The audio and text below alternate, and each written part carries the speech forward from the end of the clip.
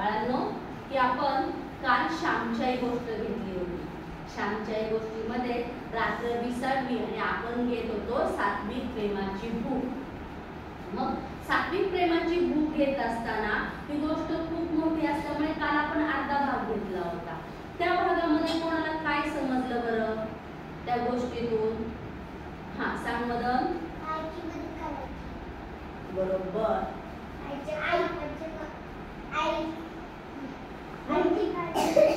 बरोबर. आईचे कामाची मदत आहे.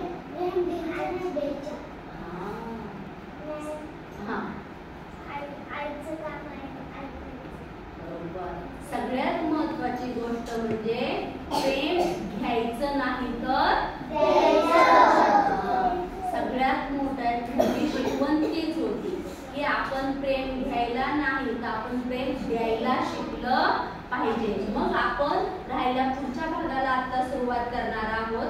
काल आपण पाहिलं की श्यामला खूप गळाल्यासारखं वाटत होतं, त्याला रस्त्याने चालू वाटत नव्हतं, तरी सुद्धा तो 6 किलोमीटरचा प्रवास चालत चालत करून घरी आला होता. का तर आईच्या प्रेमासाठी आणि वडिलांच्या प्रेमासाठी. आईकडे आपल्याला प्रेम मिळावं, वडिलांकडे आपल्याला प्रेम मिळावं, ह्या प्रेमाच्या भुकेसाठी श्याम त्याला चालवत नसताना, त्याला गळाल्यासारखं वाटत असताना, त्याला अशक्तपणा जाणवत असताना सुद्धा तो 6 किलोमीटर चालत घरी आला होता. परंतु त्याला आल्याने आईचं प्रेम तर मिळालं, परंतु वडिलांनी काही कारणास्तव त्याला रागवले. वडील त्याला रागवले, त्याला ओरडले. ते का ओरडले, ते काय म्हणाले आणि तू पुढे काय केलं हे आपण आजच्या गोष्टीमध्ये पाहणार आहोत.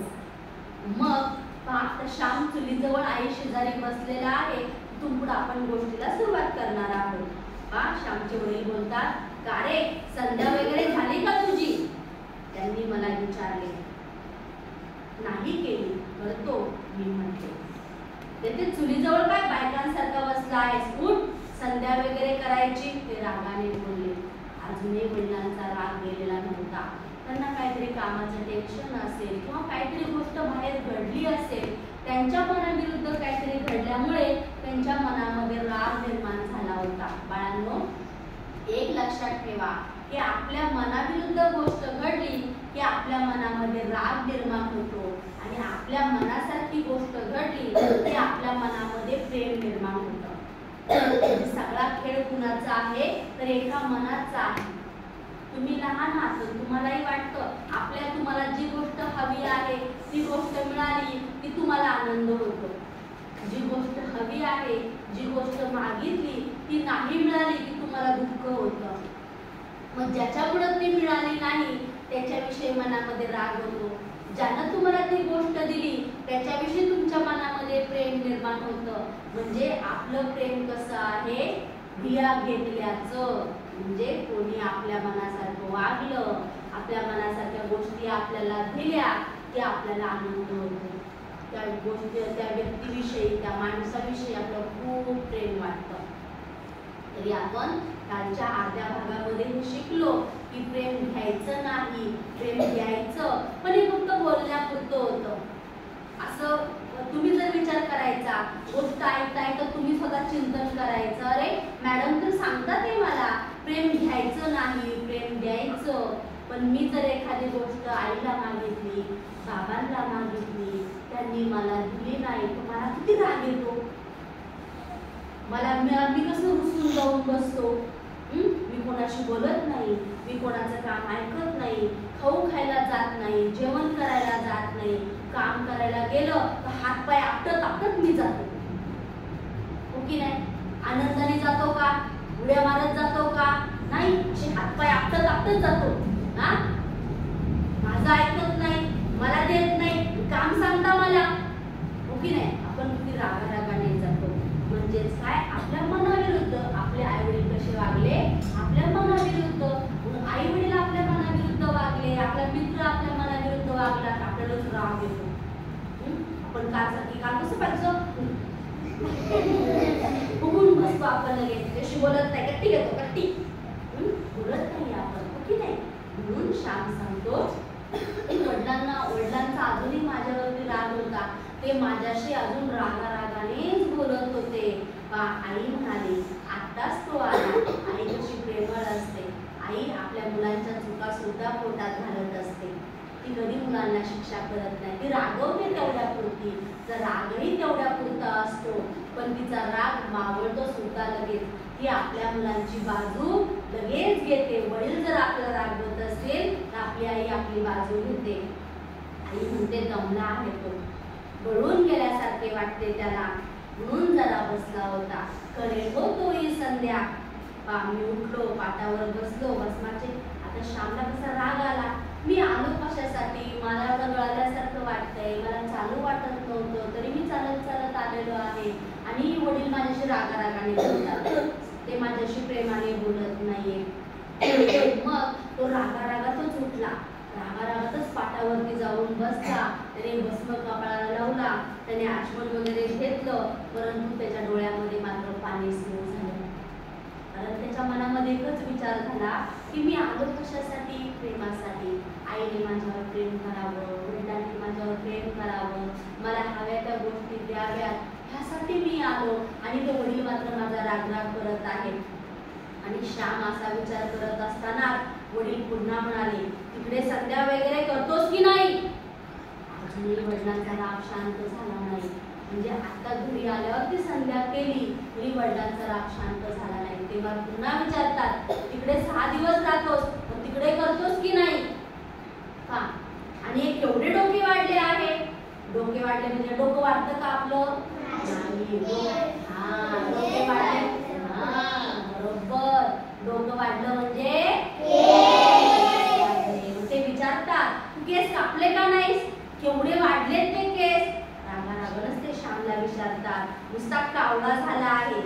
मी तेथे आलो तेव्हा बजावले डोके करून घे म्हणून, का केले नाहीस. तुला शिंगे फुटायला लागली. शिंगे फुटायला लागली म्हणजे आई वडिलांचं न ऐकणे. आपल्याला मोठं झाल्यासारखं वाटतं. आणि जेव्हा आपल्याला असं वाटतं ना मनोमन आता मी खूप मोठा झालोय, त्यावेळेस आपण आई वडिलांचं ऐकत नाही, आपल्या बहीण भावांचं आपण ऐकत नाही. त्याला म्हणायचं शिंगे फुटले. म्हणजे त्यांनी काम सांगितलं ऐकायचं नाही, त्यांनी सांगितलं चांगलं वागायचं नाही, नीट बोलायचं नाही. म्हणजे ते आई वडील जे सांगतील त्याच्या उलट करणं म्हणजे शिंगे फुटल्यासारखं वागणं. आणि मग त्यावेळेस वडील म्हणतात, उद्या सकाळी गोंड्या न्हाव्याला नाही तर लख्या न्हाव्याला बोलावून आण आणि डोके तासटून घे. तासटून घे म्हणजे केस कापून घे. Very good. केस कापून घे, नाहीतर येथे राहू नकोस, निघून जा. आता वडिलांचा पारा खूप चढला होता. ते खूप रागवलेले होते, ते खूप चिडलेले होते. नक्की ते का रागवले श्यामला कळाले नाही, कोणाच्या लक्षात येईना. त्यांचा राग तर खूप अनावर झाला होता.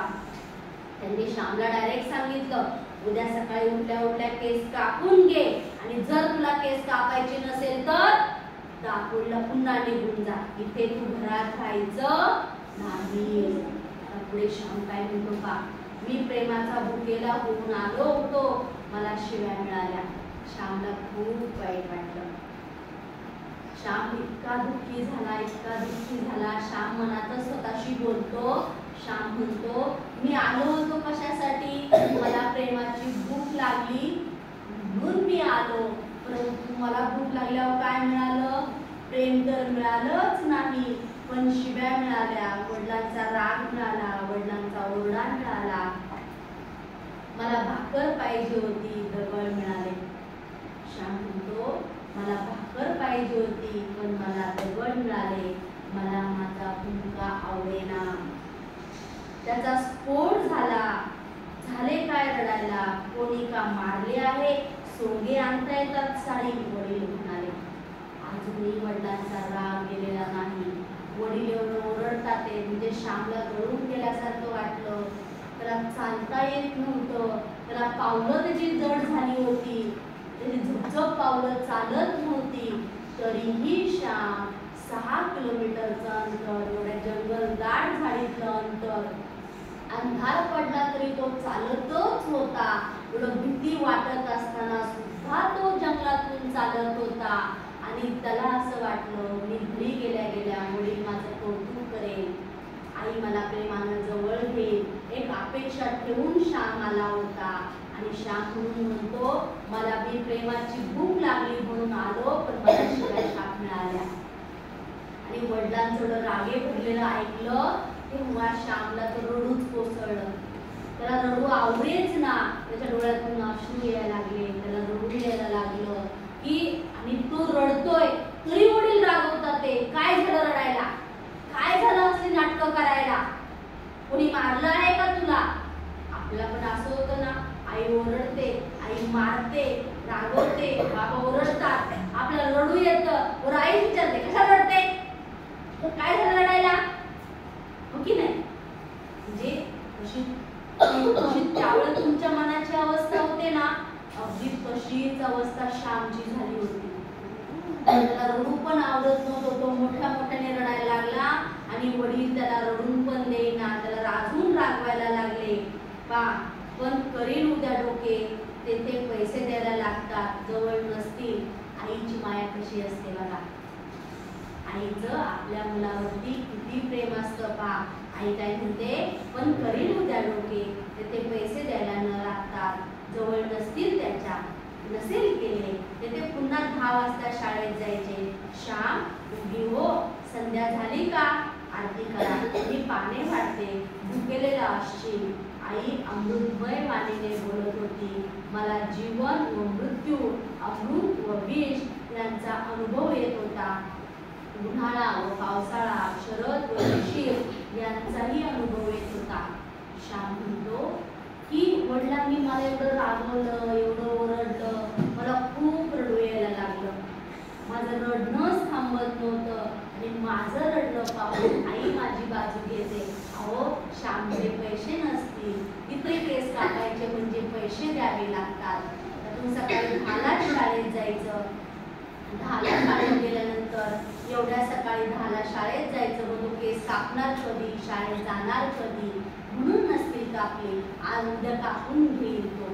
आई म्हणते श्याम तू हातपाय तोंड धुवून ये, मी तुला जेवायला वाढते. त्यावेळेस श्याम म्हणतो एका बाजूला आई माझ्याशी किती किती प्रेमानं बोलते, एका बाजूला वडील नुसतेच मला रागवतात, म्हणजे मी रडतोय तरी मला रागवतात, मला वाईट वाटतंय तरी मला ते रागवतात. आणि दुसऱ्या बाजूला आई माझी समजूत काढते, वडिलांची समजूत काढते. म्हणजे मला असं झालं होतं एकाच वेळेला की उन्हाळा पण खूप कडक आहे, पावसाळा पण पडतो आहे, म्हणजे दोन्ही स्थितीमध्ये अवस्था अशी मनस्थिती झालेली होती. पुढे तो म्हणतो का, आरती झाली, पाने वाढली, आम्ही जेवावयास बसलो, आईने मला दही वाढले, मलाच वाढले. बघा हे वाक्य नीट ऐका, म्हटले शब्द नीट ऐका. आई काय, श्याम काय सांगतो, आईने मला दही वाढले, मलाच दही वाढले. मलाच दही वाढले म्हणजे काय रे, हा व्हेरी गुड महेश, फक्त एकट्या श्यामलाच दही वाढलं, सगळ्यांना दही वाढलेलं नाही. आणि तुम्ही नीट ऐका बरं का, माझ्या जवळ लहान भाऊ होता, त्याला नाही वाढले, माझ्याकडे कोणाचे लक्ष नाही, असे बघून माझ्या पानातील दही मी लहान भावाच्या भातात घातले व त्याला भात कालवून दिला. किती शिकण्यासारखे बघा, तुम्ही नीट ऐकलं ना की तुम्हाला समजेल काय चाललंय, कोणता भाव तयार झाला या ठिकाणी तुम्हाला नीट समजेल. श्याम म्हणतो आरती झाली, आम्ही सगळे जेवायला बसलो, पण आईने काय केलं, फक्त मलाच दही वाढलं. माझ्या शेजारी माझा लहान भाऊ होता, माझे वडील होते, आई स्वतः जेवत होती, आईने कोणालाच दही दिलं नाही, आईने फक्त मला दही दिलं. मलाच का दही दिलं असेल रे फक्त आईनं, दमून आला होता. श्याम दमून आला होता. श्याम दमून आला होता. श्याम दमून आला होता. आई श्याम, बरोबर आहे मदनच, आई श्यामवर प्रेम होते, पण फक्त आई श्यामवरच प्रेम करेल का, श्यामच्या लहान भावावर नाही प्रेम करणार का. मग आईने श्यामला एकलाच का दही दिलं,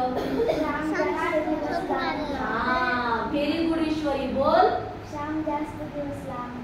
खूप छान, कारण श्याम दररोज आईजवळ राहत नव्हता, तो 8 8 दिवसातून एकदा आई जवळ येत होता. त्यामुळं आईला असं वाटलं की मी श्यामच्या लहान भावंडांना रोज दही देऊ शकते, पण माझ्या श्यामला मी रोज दही देऊ शकत नाही. तर 8 दिवसातूनच एकदा प्रेमाने खायला मिळतं, म्हणून आईनं फक्त श्यामलाच दही वाढलं. पण श्याम किती प्रेमळ आहे हे पुढच्या वाक्यावरून लक्षात येईल. श्यामने काय केलं? आपल्या इकडे पाहिलं, इकडे पाहिलं, आईकडे पाहिलं, बाबांकडे पाहिलं, कोणाचंच आपल्याकडे लक्ष नाही, म्हणून त्याने आपल्या ताटातलं दही घेतलं, आपल्या भावाच्या ताटात टाकलं, भातामध्ये मिसळलं आणि भात एकजीव केला. त्या ठिकाणी आपण असतो, आपण काय केलं असतं? इकडे बघितलं असतं, तिकडे बघितलं असतं, कोणीच आपला बघत नाही, आपण पटकन खाऊन टाकलं असतं, बरोबर ना? उलट लहान भावाच्या ताटामध्ये काय आहे ते पण आपण घेतलं असतं, पटकन खाऊन टाकलं असतं, बरोबर आहे ना? आपण असं कधी करतो? इकडं पण पाहतो, तिकडं पण पाहतो, कोणाचंच लक्ष नाही, आणि आपण ती गोष्ट कधी करतो? जेव्हा आपल्याला इतरांपेक्षा जास्त पाहिजे असतं तेव्हा आपण असं करतो. पण श्याम किती प्रेमळ आहे, श्यामच्या लहान भावंडावर किती प्रेम आहे, तो किती विचारी आहे. म्हणजे त्याला वडील एवढे रागवले, त्याची मनस्थिती किती वाईट झालेली आहे, त्याला किती रडू कोसळतंय, तरी सुद्धा तो आपल्या भावाचा विचार करतोय. मग तुम्हाला सुद्धा ह्या गोष्टीतून शिकायचंय. ठीक आहे, आपणच आपल्या भावाची, आपणच आपल्या बहिणीची काळजी घेतली पाहिजे. आपण नाही तो कोण घेणार? ते दही त्याला देताना मला धन्यता वाटत होती. मी त्या दिवशी अगदी हळुवार मनाचा झालो होतो. त्यावेळेस माझ्या शरीरास कुठेही बोट लावले असते तरी टचकन पाणीच बाहेर आले असते. जणू अश्रुमय मी बनलो होतो, आसवांची मूर्ती झालो होतो. माझ्या भावास मी मोठा झाल्यावर पैसे दिले असतील, परंतु त्या रात्री जे दही दिले त्यात जी गोडी होती, जी सहृदयता होती, ती पैशा अडक्यात होती.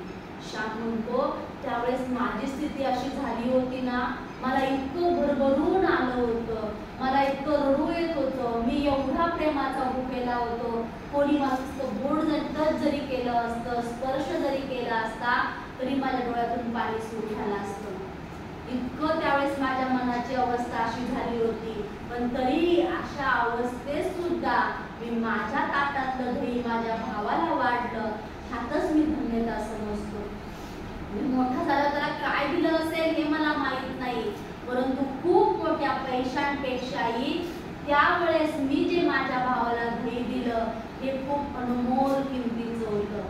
ते प्रेम, ते दही, ते कुठल्याही पैशात मोजता येण्यासारखं नव्हतं, असं श्याम सांगतो. आम्ही भावंडे गोष्टी बोलत पडलो, त्यांना झोप लागली, परंतु मला लागली नाही. मी मुसमुसत होतो, मुसमुस अजून त्याला असं वाईट वाटत होतं, त्याला अजूनही रडू येत होतं. शेवटी केव्हा तरी मला झोप लागली. पहाटे उठून वडील शेतावर गेले, मी जागा होतो. आई पोतेरे घालत होती, कृष्णाचे गाणे म्हणत होती. कृष्ण यशोदेचा बाळ कुमार लढीवाळ, कृष्ण यशोदेचा ताना त्यासी पाजी प्रेम पाना, कृष्ण बाळ मेघ श्याम यशोदेचे प्राशी प्रेम. मी गाणे ऐकत होतो. माझ्या आईचे नाव यशोदा व माझे नाव श्याम. म्हणजे आई ज्यावेळेस गाणं म्हणत होती तिची कामं करताना, त्यावेळेस त्या गाण्यामध्ये आपण स्वतः आहोत असं श्याम सुद्धा स्वतःलाच वर्णन करून घेत होता. आई मला प्रेम पाजित होती, मला प्रेम पाना पाजित होती. मी उठलो व आईला जाऊन मिठी मारली. श्याम म्हणतो मी उठलो, मी आईला जाऊन मिठी मारली. आई तुम्हाला खुशीत घेऊन मी जाऊ ना? श्याम म्हणतो आई तिची कामं करत होती. पहाटे पहाटे मला जाग आली, त्यावेळेस मी आईकडे गेलो. आईला म्हटलं आई तू मला तुझ्या जवळ घे ना ग, तुझ्या मांडीवर घे ना ग, तुझ्या मांडीवर घेऊन मला झोपव ना ग. तुमच्या एवढा असणारा श्याम, 12-13 वर्षाचा असणारा श्याम किती प्रेमाचा भुकेला आहे. तुझी चौकडी घाल, मला निजव, थोडा वेळ थोपट, राहू दे ते पोतेरे. मुलापुढे आईचे काय चालणार? मी जणू त्यावेळी कुठले बाळ झालो होतो. आईजवळ मी निजलो, आईने मनात पोपटले आणि ओव्या म्हटले. जेव्हा श्याम एवढ्या प्रेमानं आईला म्हणत होता, आई तुझं काम राहू दे ना ग थोडा वेळ, तू काय कर मला तुझ्या जवळ घे, तुझ्या मांडीवर घे आणि तू मला झोपव. मग आईने श्यामला जवळ घेतलं आणि आई त्याला अंगाई म्हणू लागली. मी ओव्या ऐकता ऐकता आईला म्हटले, आई मी आपल्याला निघून जातो. म्हणजे श्यामच्या मनामध्ये अजूनही वडिलांविषयी राग आहे. वडील त्याला बोलल्याचं त्याचं मन त्याला अजून खात आहे. पाहत होता आईशी गप्पा मारतोय, आईशी आपल्या मनातील गोष्टींचा तो संवाद साधतोय. मी येथे राहत नाही, मी आलो तर भाऊ किती रागे भरले, ते घरी येण्याच्या आधीच मला जाऊ दे. श्याम म्हणतो भाऊ, आता श्याम वडिलांना भाऊ म्हणत असे. वडील पहाटे शेतावर गेले होते. श्याम म्हणतो की आई भाऊ पुन्हा शेतावरून यायच्या आधीच ना मी निघून जातो ग, मी नाही राहत इथे, मी जातो दापोलीला निघून. आई म्हणाली असे नको हो श्याम करू, हे चांगले आहे का? अरे ते बोलले तरी त्यांच्या मनात का असते, बाहेर कोणी अपमान केला असेल त्यांचा, रागवलेले असतील म्हणून बोलले. आजकाल आपली स्थिती वाईट आहे, तुला कळत का नाही? त्यांचे मन निराश आहे, त्यांचे बोलणे तू मनावर घेऊ नकोस. त्यांनी आजपर्यंत तुम्हाला वाढवले तर 2 शब्द बोलण्याचाही त्यांना अधिकार नाही का? इतकी वर्षे तुमच्यासाठी त्यांनी अपमान सोसले, खस्ता खाल्ल्या, तुम्हाला लहानाचे मोठे केले, तुमच्या विद्येसाठी कर्ज काढून स्वतः फाटकी धोतर नेसून ते पैसे देतात. ते तू या 2 शब्दामुळे विसरून का जावे? आणि डोके वाढले आहे म्हणून बोलले. जुन्या माणसांना ते बरे वाटत नाही. तुम्ही अजून लहान आहात म्हणून बोलले. उद्या मोठे झालात तर कोण बोलणार आहे आणि कोण ऐकणार आहे? आई बापांना बरे वाटावे म्हणून हजामत करण्यासही तू तयार नसावे का? आई बापांच्या धर्मभावना दुखावल्या जाऊ नये म्हणून इतकेही तू करू नयेस का? आई मला समजावी होती. आता ज्यावेळेस श्याम म्हणतो आई मी एवढं सगळं करत मी इथपर्यंत आलो, पण तरी भाऊ मला रागवले, तरी भाऊ मला ओरडले, मी तर राहतच नाही ग, मी निघून जातो. जेव्हा आपण आपल्या मनातल्या गोष्टी आईला सांगतो ना, त्यावेळेस आई सांगते अरे रागवले म्हणून काय झालं, तुझेच वडील आहेत ना ते. ज्यावेळेस आपल्याला आपल्या शाळेच्या युनिफॉर्मला पैसे दिले, स्कूल बॅग घ्यायला पैसे दिले, शाळेची फी भरायला पैसे दिले जातात, चॉकलेट आणायला पैसे दिले जातात, नवीन नवीन खाऊ मागितला पैसे देतात, ते आपल्याला छान वाटतं. आणि मग त्याच अधिकारानं ते 2 गोष्टी आपल्याला ओरडले, रागवले, आपल्याला वाईट का वाटायला पाहिजे? वाईट वाटायला पाहिजे का मग आपल्याला?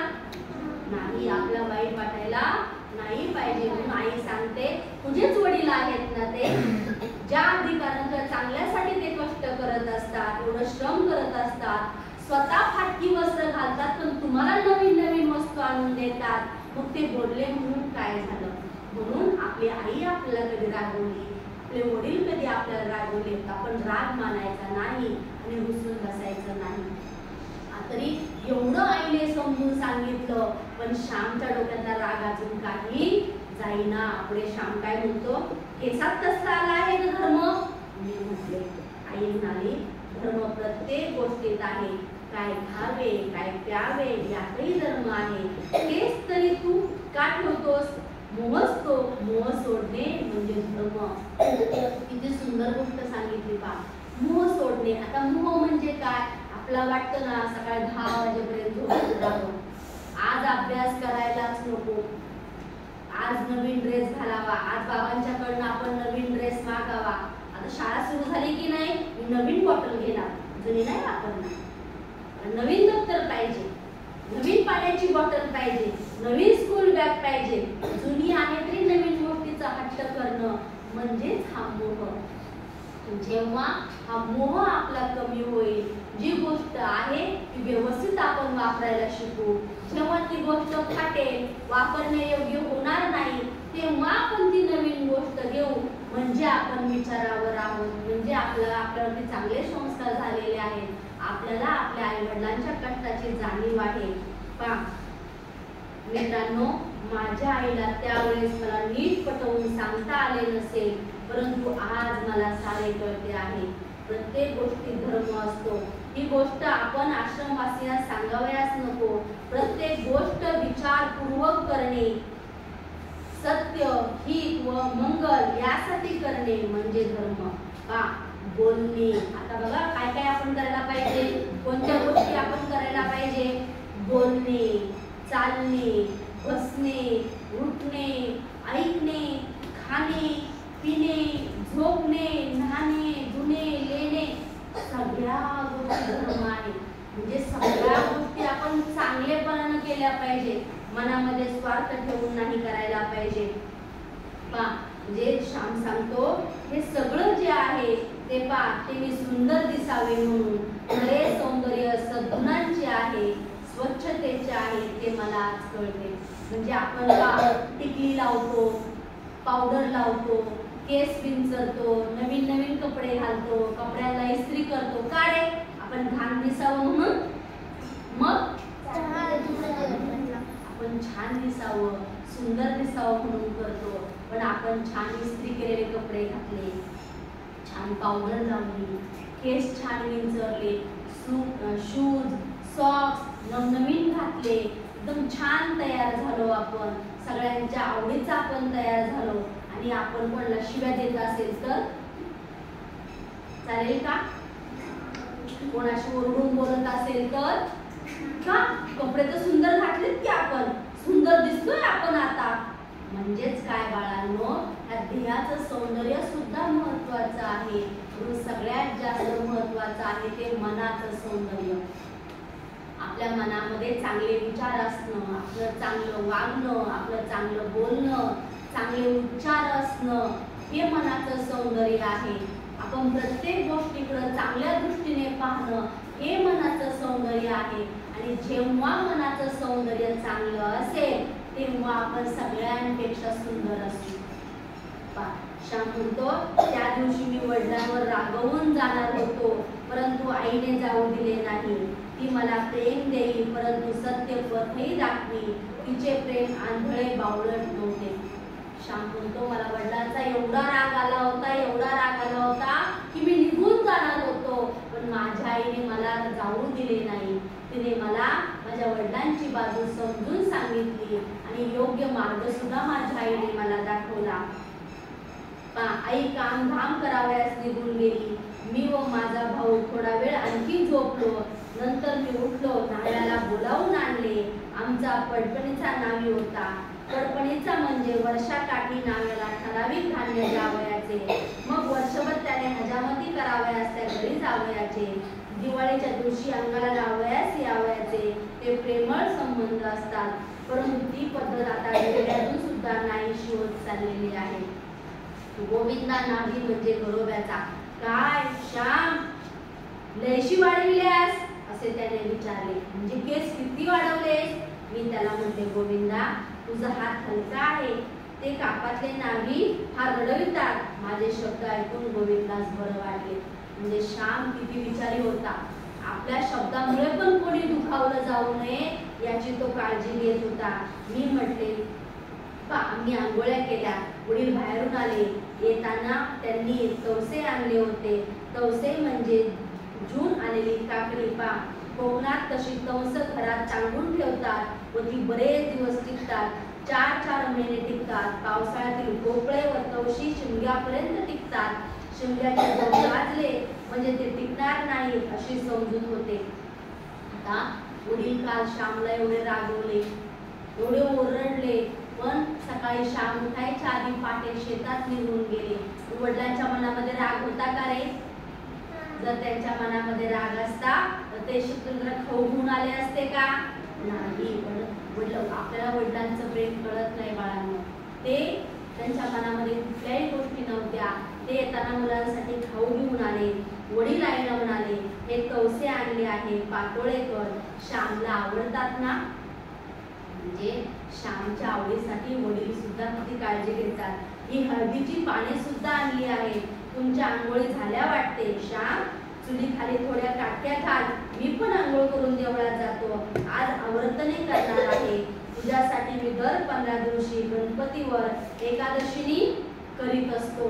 म्हणजे आपल्या मुलाचं चांगलं व्हावं, आपल्या मुलाला आरोग्य चांगलं मिळावं, त्याला विचार चांगले सापडावे, त्याला यश मिळावं, त्याला उदंड आयुष्य लाभावं, यासाठी आईवडील किती खस्ता खात असतात. पुढे श्याम, तुझ्यासाठी मी दर 15 दिवसांनी देवळामध्ये जातो, एकादशी सुद्धा करतो आणि तुझ्यासाठी मी तुझ्या आरोग्यासाठी, तुझ्या यशासाठी, तुझ्या भल्यासाठी मी देवाकडे मागणं मागत असतो. वडिलांचे गोड शब्द ऐकून मी लाजलो आणि शरमलो.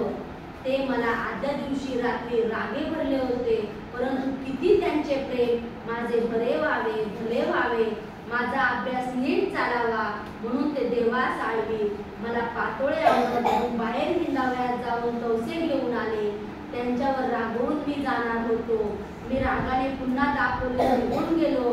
असे आल्यावर त्यांनी पाहिले असते त्यांची केवढी निराशा झाली असती. त्या प्रेमळ व थोर पितृहृदयास किती दुःख झाले असते. हीच का आपल्या मुलाची पितृभक्ती, हीच का कृतज्ञता, हेच का प्रेम. ही दोन शब्दही त्या प्रेमाला व भक्तीला सहन होऊ नये. 2 शब्दांनीच ती मरून जावी असे त्यांना वाटले असते. आता श्याम मनोमन विचार करू लागला, आपण जर वडिलांवर रागवून निघून गेलो असतो तर वडिलांना किती वाईट वाटले असते. म्हणजे श्यामचं आपल्यावरती प्रेम आहे, पण आपण थोडस रागवलो, थोडस रागे भरलो तर श्याम लगेच रागावून निघून गेला. मी कृतज्ञतेने वडिलांकडे पाहिले. बाहेरच्या चुलीत पाणी तापवावे म्हणून वाळलेला पातेला वगैरे घालून विस्तव पेटविला. घरात जाऊन त्यांनी शेतावरून फुले वगैरे आणली होती. त्यांनी जास्वंदीच्या फुलांची देखे वगैरे काढली. निरनिळ्या रंगाची, निरनिळ्या प्रकारची फुले ताटात निरनिराळी मांडून ठेवली. तुळशी, दुर्वा, बेल ठेवून दिला. पूजेला चिमूटभर तांदूळ ठेवले. पूजेची सारी तयारी करून ठेवली. कोरांटिकेची फुले गुलाबी रंगाची फार नाजूक दिसत होती. गोकर्ण व गुलाब यांची होती. तीर्थेटली नैवेद्यास दूध ठेवले. भस्माची पडगुली पाटाजवळ ठेवून दिली. श्याम म्हणतो, आता माझ्या वडिलांवरचा राग निघून गेला.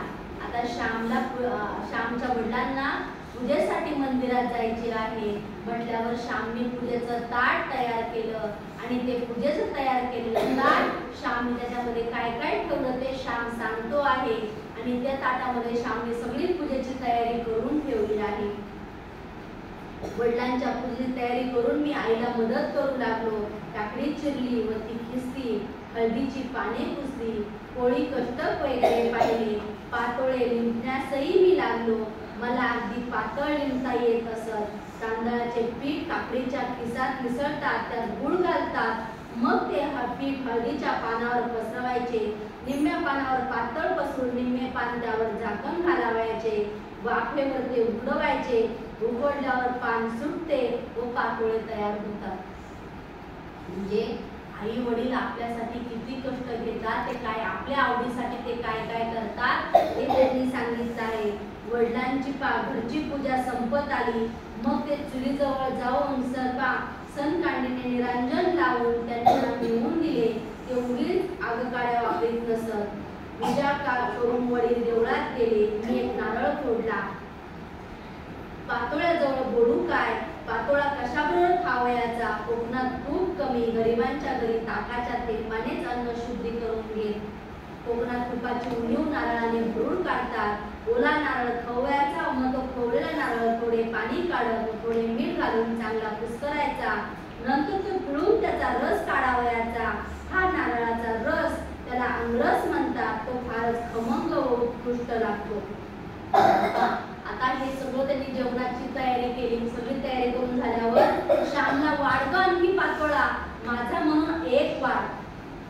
श्यामचोडी म्हणतात, श्यामच्या वाटेचा आहे तो तर वाढच वाढ, पण माझ्या वाटेचा पण श्यामला अजून एक दे, कारण श्यामला आवडतो. म्हणजे ज्या वडिलांनी थोडस बोलल्यामुळे, थोडस रागवल्यामुळे श्यामला वाईट वाटलं होतं, श्यामला रडू येत होतं आणि घरातून निघून जावं असं वाटत होतं. आता तेच वडील श्यामला सांगतात, ते मला देऊ नको, पण माझ्या ऐवजी माझ्या श्यामला माझा खाऊ दे. म्हणजे आमची जेवणे झाल्यावर आई जेवायला बसली. मी आईजवळ गोष्टी बोलत बसलो होतो. इतक्या सर्वात लहान 5-6 वर्षाचा भाऊ आई जवळ आला व म्हणला, आई जाऊ? कुठे आहे बबुल्या? मी म्हटले. आईला आहे माहीत, जाऊ का? त्याने विचारले. आई म्हणत, जा, पण येथे श्लोक बीक म्हणत बसू नको बसू. हसत सदानंद निघून गेला. धाकट्या भावाचे नाव सदानंद होते. वडील त्याच नावाने त्याला हाक मारीत. आम्ही त्याला बाबुल्या म्हणत असू. मी विचारले, आई करंदीकरांच्या झोपाळ्यावर का बसायला गेला? आई म्हणाली, नाही रे, त्याला परसाकडे जावयाचे आहे. त्याची जेवणाची ठरलेली वेळ होती. त्याला आपल्या मोठ्या भावाला सांगायला कस तरी वाटलं. परसाकडे म्हणजे टॉयलेटला. तो म्हणजे श्यामचा लहान भाऊ टॉयलेटला जाताना सुद्धा आईला विचारून, कोण कोण जात तुमच्याजवळ? आईला विचारून, आई मी टॉयलेटला जाऊ का? आई मी पाणी पिऊ का? व्हेरी गुड, खूप छान. हात खाली. अगदी त्याचप्रमाणे तो श्यामचा भाऊ सुद्धा आईला विचारून प्रत्येक गोष्ट करीत असे. आणि मग तिकडे गेला. बोलता बोलता आई म्हणाली, श्याम आता बाळा, बोलता बोलता ताई पहा. जसं श्यामने बोलता बोलता आपल्या मनातली गोष्ट आईला सांगितली, तसं आता बोलता बोलता आई मनातली गोष्ट श्यामला सांगते. आता हे मात्र नीट ऐका बाळांनो. बोलता बोलता आई म्हणे, श्याम तू आज गेला असतास त्यांना किती वाईट वाटले असते. त्यांना म्हणजे कोणाला? श्यामच्या वडिलांना, भाऊंना. त्यांना अन्न नसते गोड लागले, घास नसता गिळावला, एखाद्या वेळेस त्यांना उचकी लागली किंवा हाताला घास खाली ताटात पडला तर म्हणतात, कोणी आठवण काढली? गजुली की श्यामने? त्यांचे तुमच्यावर किती प्रेम आहे. श्याम, अरे मी अशी आजारी, मी नाही हो फार दिवस जगायची. आता एकटे त्यांना सोडून मला जावे लागेल. बाळांनो, हे नीट ऐका. हा भाव नीट ऐकून घ्या, नीट समजून घ्या. हा भाव ऐकला तर तुम्हाला कळेल की आपले आई वडील आपल्यासाठी किती करतात. का मी पुन्हा वाचते ही गोष्ट, हे शब्द नीट ऐका पुन्हा एकदा.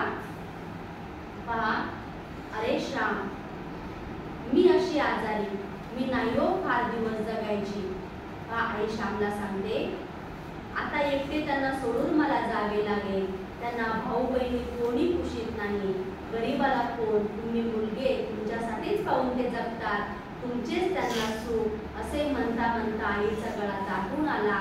पुन्हा म्हणाली, श्याम, ते नेहमी म्हणतात की असतील बाळ फिरतील काळ, नाही तर होतील काळ.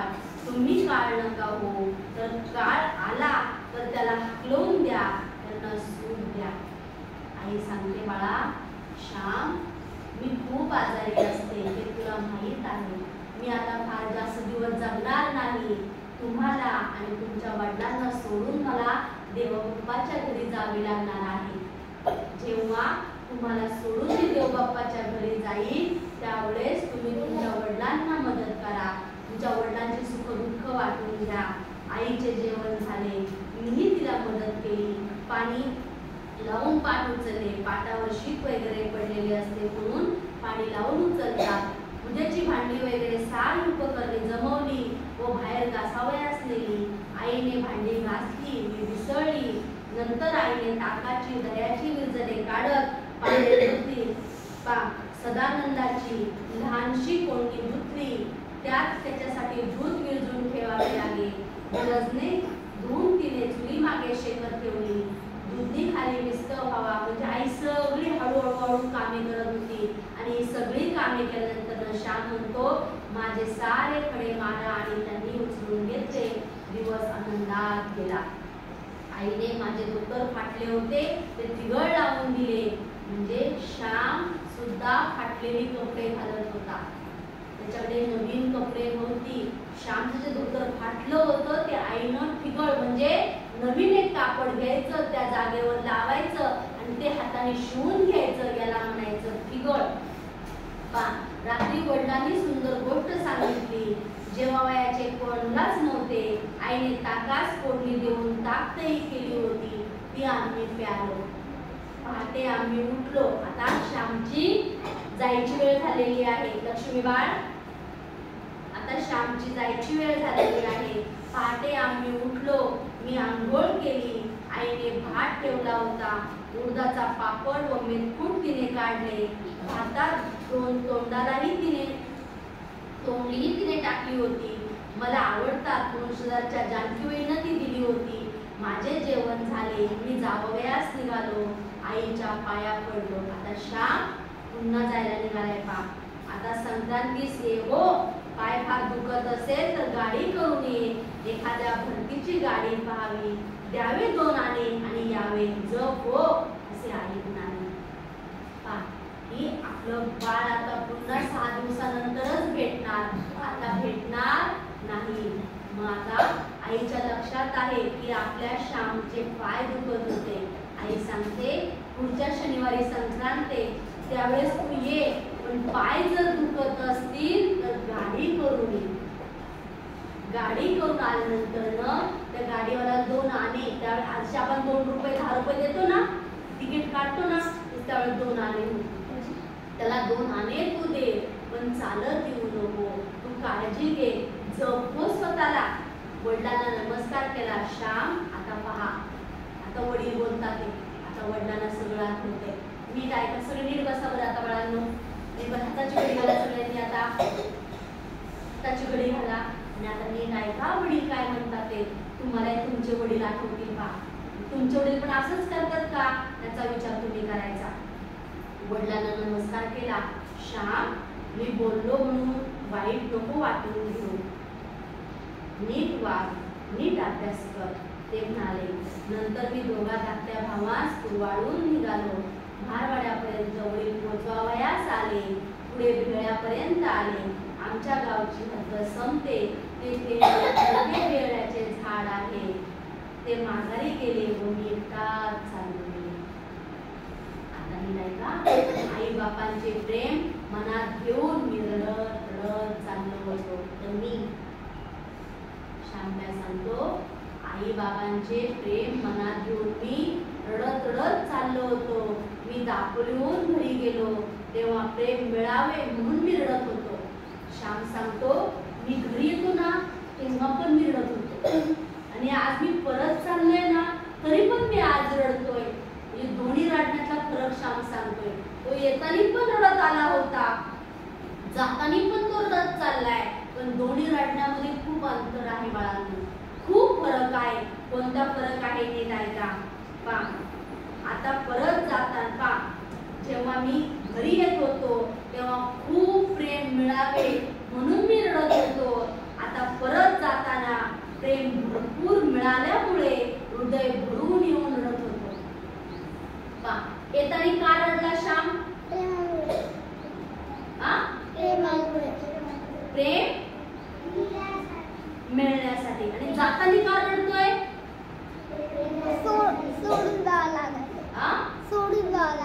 सोडून जावं लागतंय तर ते आहेच, परंतु श्यामला भरपूर प्रेम मिळाल्यामुळे, म्हणजे आपल्या डोळ्यातून अश्रू 2 वेळा येतात. आपल्या डोळ्यातून अश्रू 2 वेळा येतात. एखादी गोष्ट आपल्याला हवी असेल तेव्हा, किंवा एखादी गोष्ट आपल्याला खूप मोठ्या प्रमाणात मिळाली तरी रडू येतं. त्याला आनंद अश्रू म्हणतात. काय म्हणतात? श्याम म्हणतो मी घरी येताना रडत होतो मला प्रेम मिळावं म्हणून, आणि आता मी घरून जातानाही रडतोय कारण मला भरपूर प्रेम मिळालं होतं. जेवढं मला माझ्या आई वडिलांकडनं प्रेम अपेक्षित होतं, माझ्या भावांकडनं प्रेम मला अपेक्षित होतं, तेवढं सगळं प्रेम मला मिळालं. त्याच्यामुळे माझे डोळे भरून आलं होतं, माझं अंतःकरण भरून आलं होतं. सुखाचे अश्रू व दुःखाचे अश्रू वाटेत का वाटेत एक वाटसरू मला म्हणाला. वाटसरू म्हणजे चालताना जो भेटलेला एक माणूस आहे, तो काय म्हणतो, काय मुला रडतोस, तुला कोणी नाही का? वाटेमध्ये भेटलेला श्यामचं रडणं चालूच आहे. श्याम रडतो आहेच आहे, कारण श्यामच्या मनामध्ये आनंद असतोय. श्यामला भरपूर प्रेम मिळालं होतं, आणि त्याचं रडणं बघून एक वाटसरू काय म्हणतो, का रे बाळा रडतो, तुला कोणी नाही का? मी त्यांना म्हटले, माझे आई बाप आहेत ना, ते तुझ्यावर प्रेम नाही का करत? आता जेव्हा मी त्या श्याम म्हणतो, मी त्या माणसाला सांगितलं की मला माझे आई बाप आहेत, त्यावेळेस तो माणूस काय म्हणतो, का ते तुझ्यावर प्रेम नाही का करत? तुला घालवून लावले का त्यांनी? म्हणजे तुझ्यावरती प्रेम करत नाही का? तुला घरातून त्यांनी हाकलून दिलेलं आहे का? आता श्यामचं उत्तर आहे का बाळांनो? नाही, ते माझ्यावर फार प्रेम करतात म्हणून मी रडत आहे. त्या थोर अपार प्रेमाला मी लायक नाही. श्याम म्हणतो, माझे आई वडील माझ्यावर खूप प्रेम करतात, पण त्या प्रेमाला मात्र मी लायक नाही, म्हणून मला वाईट वाटत आहे. त्यांच्या प्रेमास मी कसा उतराई होऊ, खरेच कसा बरे उतराई होऊ, या विचाराने मला रडू येत आहे. विचारणारा वाट सरू माझ्याकडे कृपाळूपणे पाहून निघून गेला. मी जल्दीने चालू लागलो. गोष्ट संपलेली बाळांनो. पहा, श्याम काय सांगतो की आता मला जे रडू येतंय ना, माझे आई वडील तर माझ्यावरती खूप प्रेम करतात, पण मी मात्र त्यांच्या प्रेमाला लायक नाहीये. मी त्यांचा चांगला मुलगा होऊ शकत नाही. मी वाईट मुलगा झालेलो आहे. का वाईट मुलगा झालो? कारण वडील मला थोडेसे रागवले तर मी लगेच राग धरून बसलो. मी घरातून निघून जाण्याची भाषा करू लागलो. मला वडिलांजवळ राहायला नकोसं वाटायला लागलं. पण ज्यावेळेस तेच वडील, माझे भाऊ माझ्यावर एवढे प्रेम करतात, म्हणजे मी किती चुकीचा विचार करत होतो. म्हणून आजच्या गोष्टीतून एक शिकायचं. विराज रत्नेश, आजच्या गोष्टीतून एक शिकायचं. आई वडील किती रागवलं तर राग धरायचा नाही. ते का रागवत आपल्यासाठी? आपल्याला चांगलं वळण लागावं, चांगली शिस्त लागावी म्हणून ते आपल्याला रागवत असतात. बरोबर? गोष्ट समजली सगळ्यांना? गोष्ट आवडली?